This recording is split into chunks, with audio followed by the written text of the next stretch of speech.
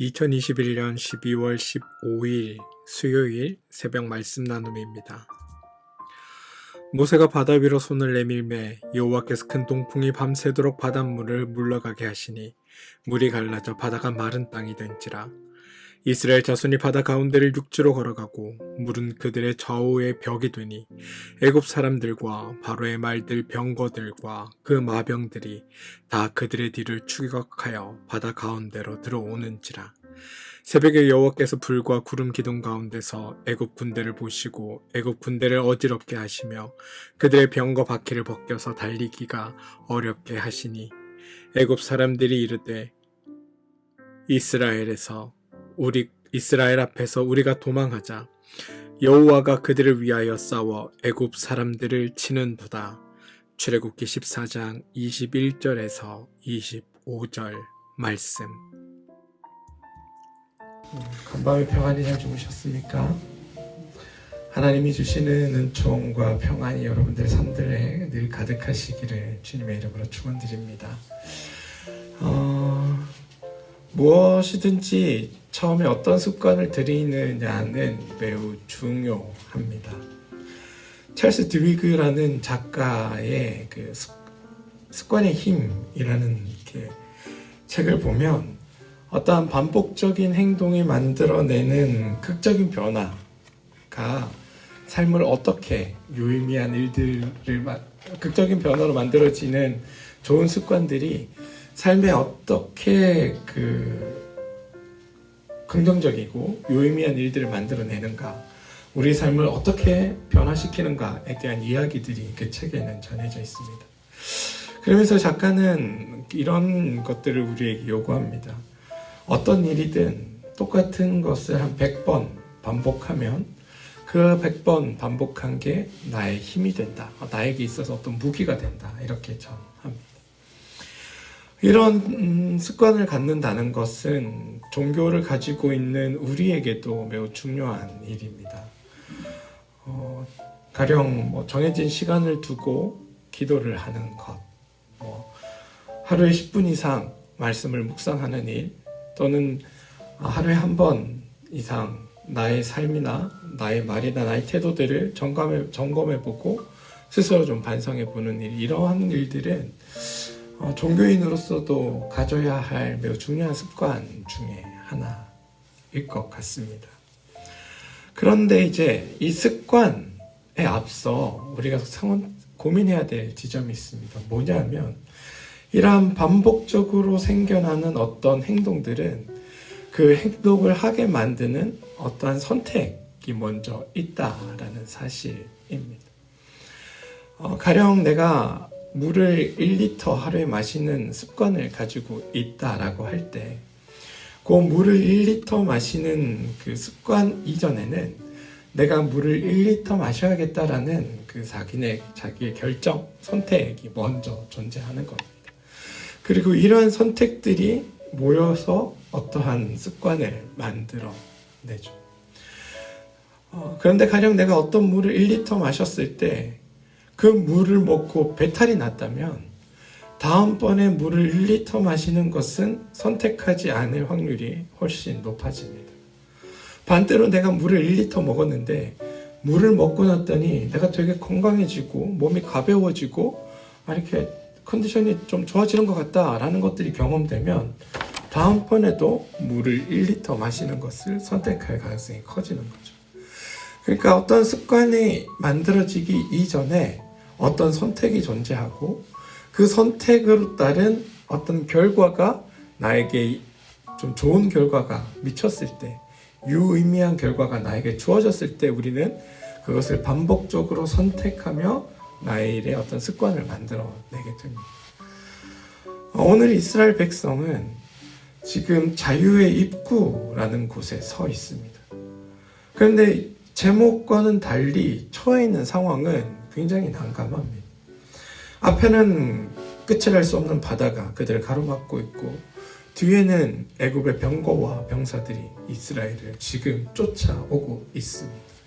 지난주 말씀드렸다시피 좌와 우는 힘과 그 돈이라는 권력, 하여튼 아무튼 힘이라는 것으로 이스라엘 백성을 둘러싸고 있고, 그들이 무엇을 선택하건 간에 자유로 나가건 아니면 포기하건 이 선택 중에 나머지를 자유로 나가는 것을 포기하면 과거에 그들이 살았던 노예의 삶으로 돌아가 살 수밖에 없는 상황이 지금 이들에게 주어져 있다라는 것을 지난주 말씀 가운데 제가 전해드렸던 기억이 있습니다.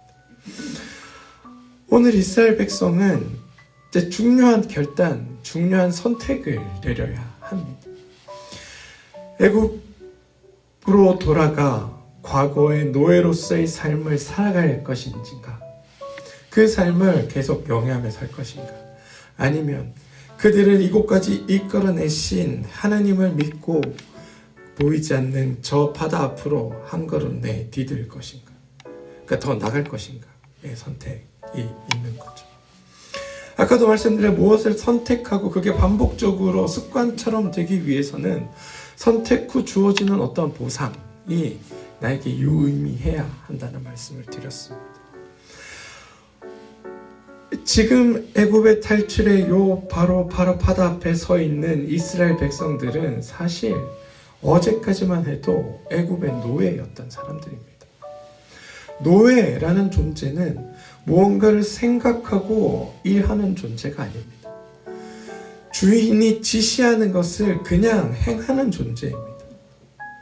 무언가를 판단하고 스스로 생각하고 어떤 일을 한다면 그것은 노예가 아니라 자유인이죠. 어떠한 것도 자기 스스로 결정할 수 있는 일이 없습니다. 심지어 자기 생명을 유지하는 일조차도 그 노예를 부리는 주인에게 달려있는 일입니다. 이런 이들이 하나님을 따라 오늘 자유의 입구 앞에 서 있습니다. 그리고 오늘 하나님은 이들에게 너희가 나를 따를지 말지를 결정하라 라고 묻고 있습니다.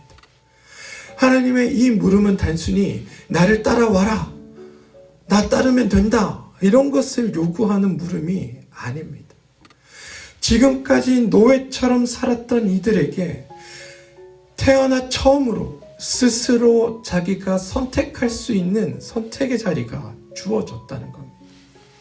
하나님께서 너 나 따라오면 돼 라고 말씀하셨으면 이스라엘 백성은 주저없이 하나님을 따르는 것을 선택했을 겁니다. 왜? 그들은 그렇게 살아오도록 훈련받고 교육받고 그렇게 살아왔기 때문입니다. 그게 그들의 자연스러운 삶이었기 때문입니다. 내가 너희에게 있어 유일한 신이고 내가 진정한 신이고 내가 참된 신이야를 보여주지 않고 내가 너의 주인이니까 나를 따라와 라고 얘기해도 이스라엘 백성은 아무 생각 없이 하나님을 따랐을 거라는 겁니다.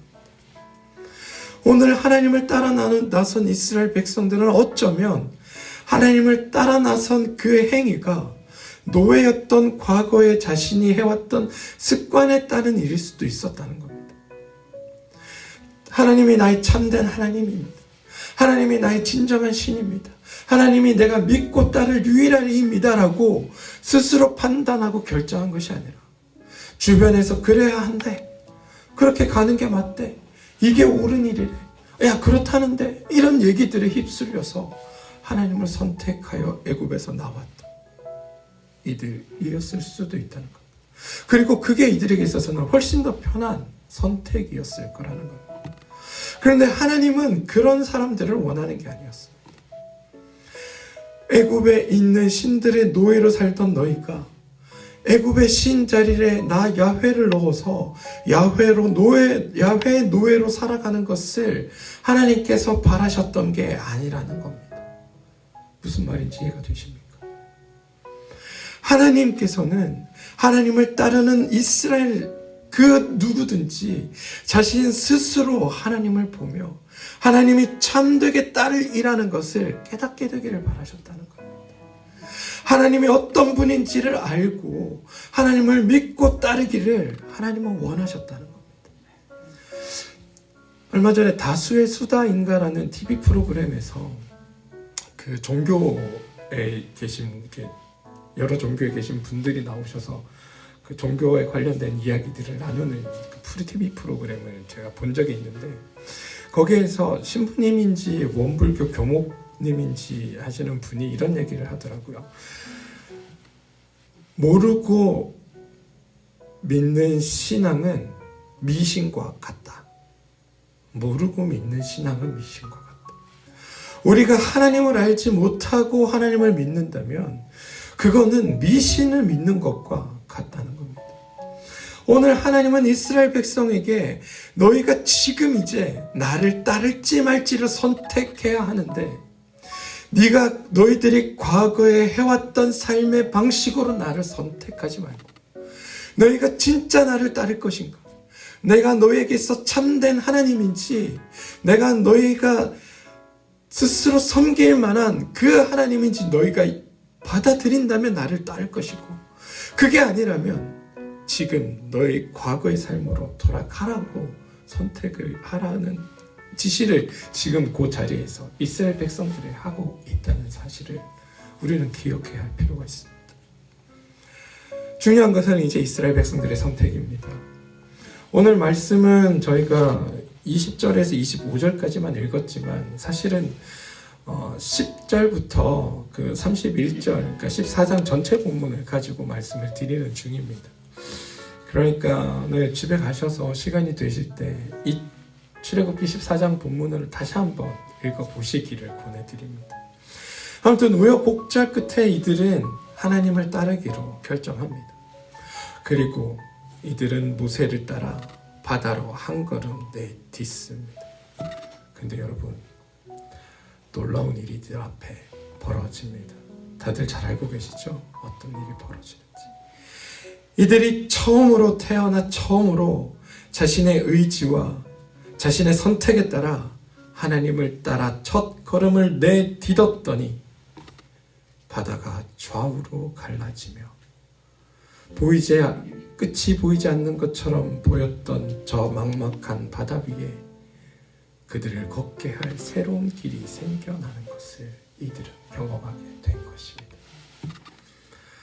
생각해 보십시오. 이러한 경험을 한번 한 사람이라면 다음번에도 또 비슷한 일이 생겼을 때 똑같은 선택을 하지 않겠습니까? 그렇지 않을까요? 또 다른 상황이 이들 앞에 주어졌을 때 환경은 다르겠지만 하나님이냐 아니냐라는 물음이 이들 앞에 주어졌을 때 이들은 그 다음에도 하나님을 선택하지 않겠습니까? 하나님은 이스라엘 백성에게 이 일을 보여주심으로 이들이 하나님을 떠나 살아서는 안 된다는 것을 확증하고 계신 것입니다. 단순히 그냥 이스라엘 백성을 살리려고 바다를 가르신 일이 아니라는 겁니다. 너희들이 참되게 나를 따르고자 한다면 내가 너의 삶을 책임지고 보이지 않는 그곳에 길을 내어 너희들을 이끌고 가겠다는 하나님의 의지의 선언이라는 겁니다. 이 선언은 단순히 그냥 지금을 살아가는 과거에 살았던 이스라엘 백성에게만 있는 것이 아니라 오늘을 살고 있는 우리에게도 똑같이 주어지는 하나님의 선언입니다. 너희들을 살리기 위해 길을 내신 것이 아니라 너희들이 하나님을 선택한다면 내가 너희에게 놀라운 일들을 보일 것이고 너희를 가장 옳은 길로, 선한 길로, 바른 길로 인도하여 낼 것이다 라는 하나님의 그 선언이 우리에게도 주어져 있다는 겁니다. 우리가 아까 처음에 습관에 대한 말씀을 드렸는데 우리 삶에서도 사실은 거룩한 습관이 필요합니다. 뭐냐 하면 내가 선택해야 할 어떠한 하루의 선택 지점에서 하나님을 선택하는 일입니다. 이게 무슨 말이냐면 우리는 내가 중요하다고 생각하는 것, 내가 옳다고 여기는 것, 내가 바르다고 생각하는 것을 기준 삼아 나의 삶의 모든 선택의 자리에서 그것이 기준이 되어 어떤 일을 선택하는 때들이 대부분입니다. 내셔널 지오그래픽의 그 다큐멘터리를 봤더니 사람은 하루에 150번을 선택하고 그 중에 30번 정도를 매우 심각하게 고민하고 그 선택에 대해서 5번 미만으로 만족한다고 합니다. 그러니까 150번을 선택하는데 그 선택이 나에게 만족을 주는 것은 5번밖에 안 된다는 이야기죠. 우리는 하루를 살면서도 그 많은 선택을 하는데 그 많은 선택의 자리에서 그 선택의 기준이 하나님이 되어야 한다는 겁니다. 만약 내가 무언가를 선택할 때 그 선택이 하나님이 아닌 다른 무언가라면 나는 그 다른 무언가의 노예일 수 있다라고 우리는 생각해 봐야 합니다. 어떤 선택의 기준이 나의 유익, 나의 옳음, 나의 만족, 나의 생각, 나의 기쁨, 그렇다면 내가 하는 그 선택은 내가 기준이 되는 겁니다. 그리고 그렇게 선택하여 갈 때 우리는 나를 주인 삼아 살아가는 사람이 되는 겁니다. 그런데 그 자리에서 하나님을 선택하는 일을 우리가 한다면, 그래서 그 선택에 대해서 믿고 우리가 맡긴다면, 비록 이게 내가 선택한다 했을 때 나에게 피해가 되고 손해가 될 것 같은 것처럼 보여도 그 선택을 기꺼이 해낸다면 그때부터 우리의 삶이 달라져 간다는 겁니다. 하나님을 선택하는 그 선택들이 우리 안에 이루어지고 그것들이 우리 안에서 경험되어지면 그게 우리에게 있어서 거룩한 습관으로 바뀌어 가는 겁니다. 그리고 그렇게 너희들이 행했을 때, 우리가 그렇게 행했을 때 하나님은 내가 애굽 병사들과 싸우겠다라고 말씀하고 계십니다. 14절, 15절입니다. 14절입니다. 여호와께서 너희를 위하여 싸우시리니 너희는 가만히 있을지어다. 사랑하는 우리가 하나님을 선택하며 나갈 때 우리의 삶은 하나님이 이끄시는 겁니다. 하나님이 책임지시는 겁니다. 하나님이 행하시는 겁니다.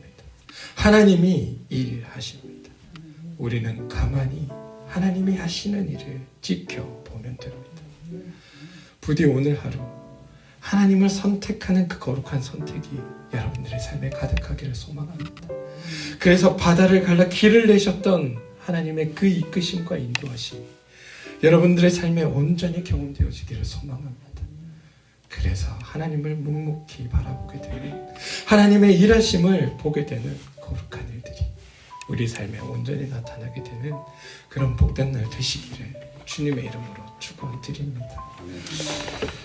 하나님이 우리의 기준이 될 때 하나님은 온전히 우리 삶 가운데 일하실 것입니다. 함께 기도하겠습니다. 하나님, 우리는 삶의 매 순간을 선택하며 살아갑니다. 그런데 그 선택의 기준이 어느새 내가 주인 삼은 것들이 되어 있음을 발견하게 됩니다. 가만 돌아보면 그것이 내 삶의 주인이고 나는 그것의 노예였음을 고백합니다. 하나님, 이제 달라지고 싶습니다. 하나님이 나의 삶에서 선택하는 모든 선택의 기준이 되어 주십시오.